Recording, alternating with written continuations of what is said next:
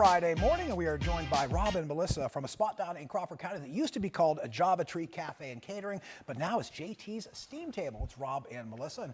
And Tracy, these guys have been through a lot in their relatively short time open as a business. Yeah, tell us about your business and the changes that you've seen.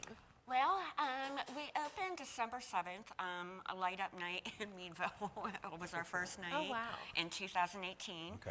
And then a year after that, COVID hit, of course. So you have to kind of pivot and restructure yourself because the restaurant business itself was not doing very well at that time. So we wanted to be more than just a coffee shop. So ended up, I did a lot of research in my husband's history and his background. Turns out where the mall is now, the Meadville Downtown Mall, it was where the train station came into. It was a steam table restaurant.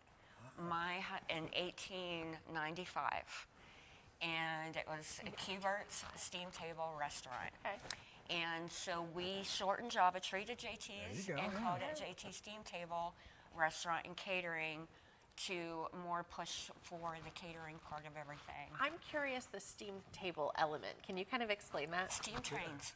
Oh, I love that. I love that. Yeah, so back then, it wouldn't have been like steam table that you would think is a kitchen, really, per se. But yeah, it had more to do with the steam trains coming in. And we're looking at some of the food here that you guys are going to be offering up for this St. Patrick's Day weekend coming up. We'll talk a little bit more about this food in a sec. But Rob, looks now good though. It does look good. So yeah, we'll have to be patient and wait for that. But Rob, talk about what you guys are now offering up at JT's Steam Table and how those changes have kind of kicked in now.